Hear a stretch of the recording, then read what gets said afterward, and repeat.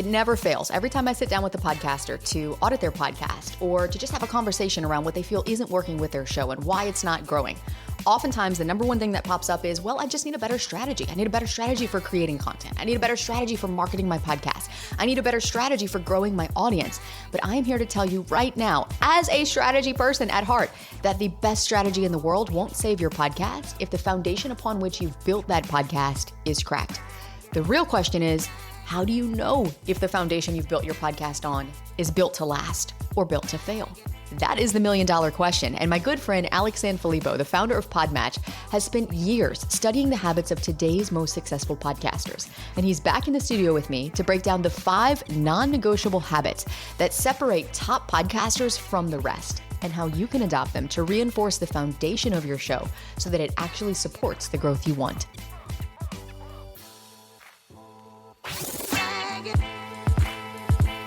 Welcome to Insider Secrets to a Top 100 podcast. I'm your host, Courtney Elmer. Let's make your business binge-worthy. Alex, welcome back. Thanks, Courtney. Appreciate it. Yes, well, I'm happy you're back because this is another topic that does not get talked about enough in the podcasting space. And it's not that it's not important, but that it gets overlooked. And that is the habits that we as hosts need to develop and execute on every single day. And I know that you have spent a lot of time studying what top podcasters do differently. And you've boiled it down to these 5 core habits. But before we break them down, I want to ask you a really important question that might sound a little strange coming from someone like me who is very much a strategy girl. But if someone actually wants to build a top-rated show, why do habits matter more than strategy? Wow, it's a big question. I know. I should have been sitting down for that one. I have a standing desk, but I should have been sitting for that. The very first thing that comes to my mind is you can't outwork bad habits. And I think that so many of us, we have to take that into consideration. I mean, that's good personal advice as well, right? Like if you're just trying to outwork something that you're doing that's wrong. But here's an example. If you always eat junk food, but you're going to the gym every day, you're never going to outwork the bad eating. You're going to eventually have to stop it. And for us, sometimes our systems that we build aren't good. They're just to overcome our shortcomings instead of replacing the habits, making them change. And that's why I think we have to look at habits and then tie it to a system. But first and foremost, our foundation, us as a human, us as a person, we have to really do some self-reflecting and think about, okay, who am I? What habits do I have? And then can I build systems around that if I'm improving those habits, changing them, instead of just saying I'm going to build a great system and I can live my life however I want. This goes deeper than podcasting, but I really do believe that we have to first and foremost look internally to get this stuff right. Yeah, and I agree with you 100%. And as much as I love strategy and as much as I love to just develop a strategy and execute on a strategy, you're only going to be able to execute that strategy to the degree that your habits support you in executing that strategy, to the degree that your habits support your energy in executing that strategy. And that gets us right into habit number 1, which is this idea of balancing discipline with recovery. We all know consistency is important. We all show up, we want to publish on time, we got the content to create, we got to get it out there, got to market it, got to do all the things. But also not having that recovery time built in to protect your creative energy can be really tough, and it can be tough to find that balance. So what does that look like in practice for you? And on the flip side of that, when you don't have this habit in place, what's the hidden cost when, as a podcast host, you're pushing the discipline of getting the episodes out there without balancing that with recovery? I've seen people get one side of this right. It's always a different person, right? One person gets the recovery right. One person gets the discipline right. I'm going to share a story that I know that you resonate with, Courtney. But when I look back at I'll look back to my early 20s and even into my early 30s as well. I really struggled with the idea of recovery, of celebrating, of giving myself a break. And what really taught me this is I'll never forget, my mom bought me a really nice bottle of champagne. I don't know why. I wasn't like a guy who would usually have something. I'm like, man, this is really nice. And she's like, yeah, open up when you have something to celebrate. And I was like, it's such a great idea. I put it somewhere front and center in my home and just kind of left it there. And I had some ideas in mind of the things I would achieve to celebrate it. I'm a high achiever. I'd get that thing done, but it never felt like enough. I felt like that bottle of champagne would stare at me and be like, no. You can do better. I'd be like, you're right. This next goal is even better. I'd go from achievement to achievement to achievement. That bottle sat there for over 5 years, and I found not one thing worthy of celebrating. And it's not like I wasn't doing things. I was accomplishing great things. I got promoted up to a C-suite of a multi-billion-dollar organization, youngest person to ever reach that point. That to me wasn't worth celebrating. The idea of recovery, and celebrating and relaxing is so, so important. And if you're like me and like Courtney on the high achieving side, you are going to burn yourself out. You are going to lose the joy in what you do if you don't allow yourself to stop and recover and pop that bottle of champagne one day. I finally opened it for, I don't even remember what the reason was, but it was something really small. I just finally got it. And I was like, you know what? This is worth celebrating. I'm doing it. And I think that some of us need to know that. On the flip side, there's many people in podcasting, maybe more on the other side, which is I'm taking time for myself, self-care, super important. You've got to work discipline into it though, because consistency is the key to really making any traction happen in podcasting. So if you're the person who's taking a break every other month, you're never going to get there. Now, you want to build in your discipline, saying you want Thursdays from 5 p.m. until 8 p.m. I'm going to work my podcast. I'm going to batch a bunch of the work and get it done. And I'm going to be disciplined to get that done. And then I can focus on recovery Friday, Saturday, Sunday. Then great. But you got to be willing to work it in. Again, I find that most of us are on one side or the other. It's very rare to see someone who gets this right. But the top podcasters, they have figured this out. Maybe it's like me, where it's a struggle still, but I work it into my calendar. I work in time for recovery because I know I'm going to naturally just go with my normal flow of just always achieving more and more. Yeah. Oh gosh, you're speaking to my heart, Alex, because it's so true. I struggle with this, as you know. I mean, we sit there in our mastermind meeting every week and like share a win. And like Courtney has no wins this week to share because nothing was good enough to be worthy of a win to share, you know? And it is that constant struggle. And one of the things that I've been doing for myself recently is just not working on the weekends as often as I can make that happen. I used to do the opposite, where it was Saturday was my day to catch up. And now it's like, no, those are my days to be home, to do other stuff around the house, be with my family, you know, maybe go get a massage or maybe get a workout in at the gym, whatever it might be. But that has been tough for me. It's been really tough, I'm not going to lie, but it's also been so fulfilling. And, you know, this gets us into habit number 2 a little bit because we've got to be consistent. We've got to have that discipline. We've got to have that recovery. Let's say we have that figured out, but we're still not seeing the growth that we want with our show. Putting the content out, we've got the batching system down, we've got everything's dialed in. There are still things that can prevent listeners from finding us and from finding our show. And a lot of the mistakes that I see podcasters make, I see this a lot, is just trying to appeal to everybody with their show. And we both know listeners are going to decide like in a split second if that show is for them or not. So habit number 2 is really making your niche obvious, making who your show is for obvious. So is there a way that you recommend that podcasters would pressure test their own show to see if it's clear enough and to know, yes, this is going to connect with people? Yes, I love this topic because I think that so many of us, we want this broad reach because we want to reach a bunch of people or we want it to be for everybody, which I think is very bold, but it's not very courageous. Because I've found that if you're for everybody, you're actually for nobody. You actually have to stand for something. And that's where courage actually comes in. You're putting yourself on the line because now if your show fails and it is about this one specific thing, then guess what? You didn't achieve your goal in that one specific thing. And we're like, oh, well, I want my show to be big. Sure, fine. But here's the thing. The internet has connected, 7 billion people? And if you're telling me that even 0.0001% of those individuals is not enough for you, that's a very big audience, more than almost every podcaster on the planet has. There might be 10 podcasters that have more than that little point I just gave you. The internet has given us the ability to connect for all those things, but people are not looking for everything. No one types it in. I'm interested in everything. No. They're typing in something specific that they love. They love walking their dog. They love learning how to stay fit over 50. They love learning how to biohack their way to having more energy and sleeping 8 hours a night, right? Like these are things people are interested in. You've got to stand for something. The best example I can give is actually an old movie that I really enjoyed, but there's a movie 300. And at one point, it's Leonidas and his 300 men. They're marching out to war, and another army finds out, and they march out, and they're like, "Why'd you bring no soldiers? Like, you brought 300 people. What are you doing? I brought thousands." And at the end of the day, he starts asking people, "What do you do?" "I'm a potter. I'm a cook. I'm this." And he goes, "I brought more soldiers than you." And the reality is, it's because they stood for something. They were aligned in this one idea where you have one profession that we do.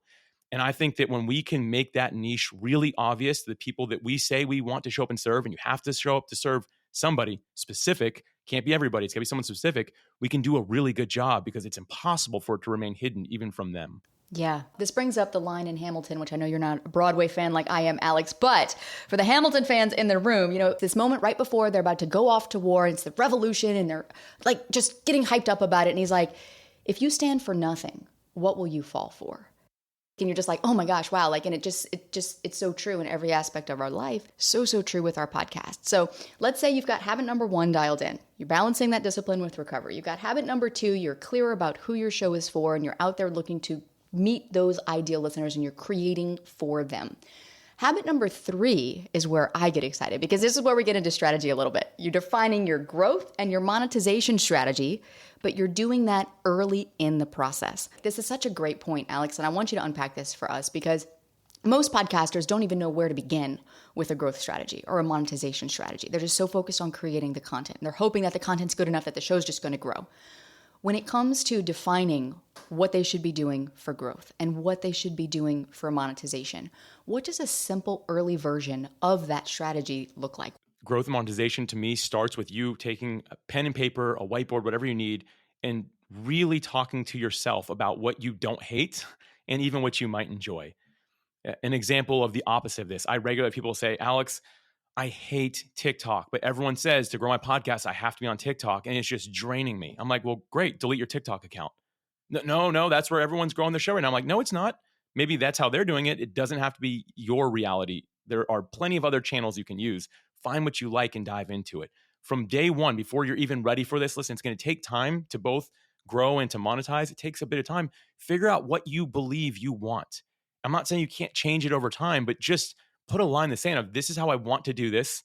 I've seen that this can work, and I'm going to go really deep on this one idea, instead of the shiny object syndrome struggle that so many of us face, which is like, ooh, new hack for growing your podcast. Ooh, new social media channel. Better sign up, be one of the early adopters so I get all the followers on there.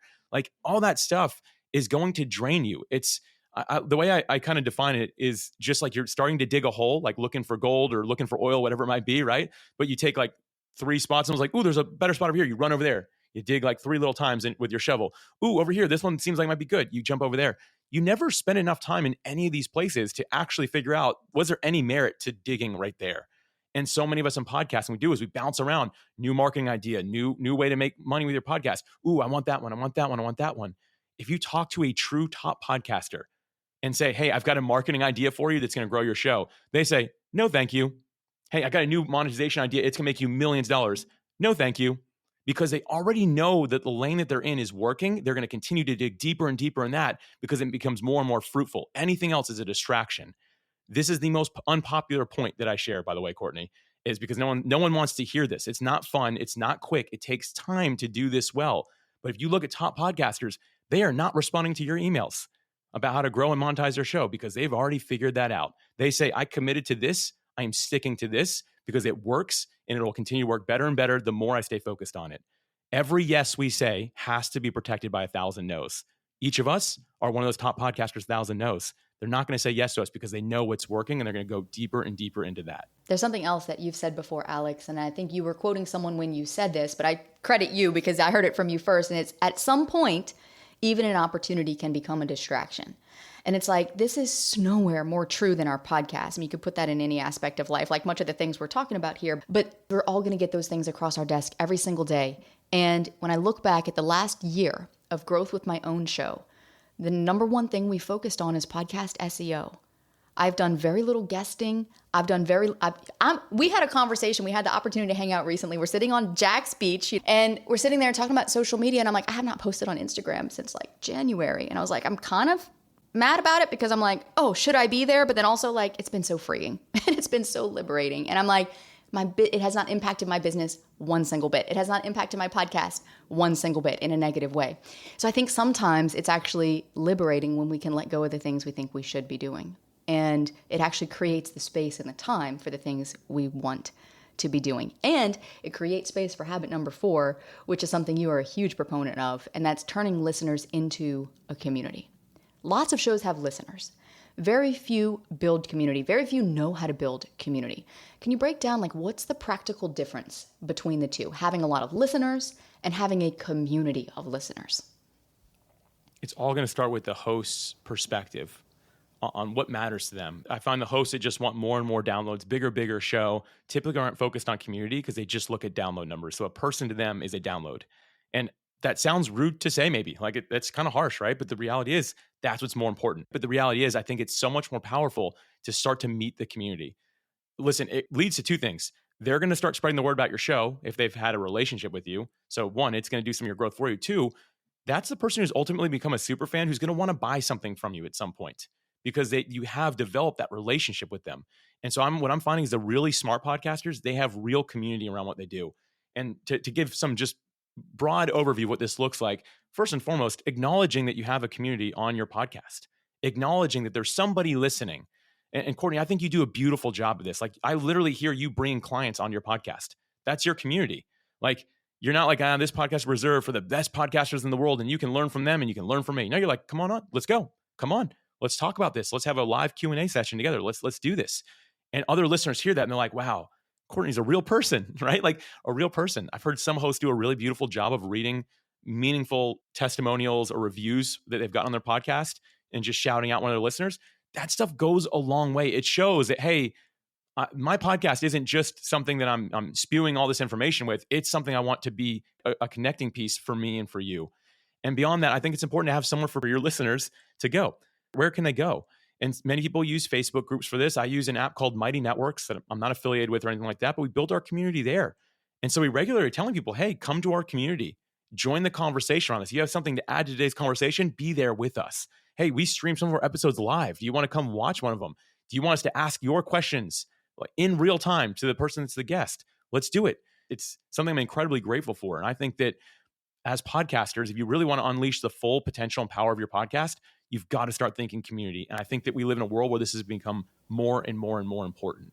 I agree, especially with AI, where things are becoming less human.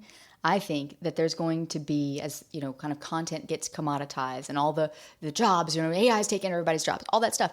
No. Human interaction is going to become that much more important. It's going to become that much more valuable when you can actually have that interaction and that connection.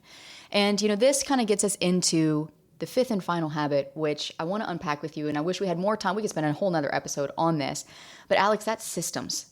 Systemizing everything around your podcast to unlock creative freedom. Because as you sit here and you think about, okay, and I got to be balancing things and I got to make sure my show is clear. You got to have a monetization strategy. And then it's like, now I got to be focused on community.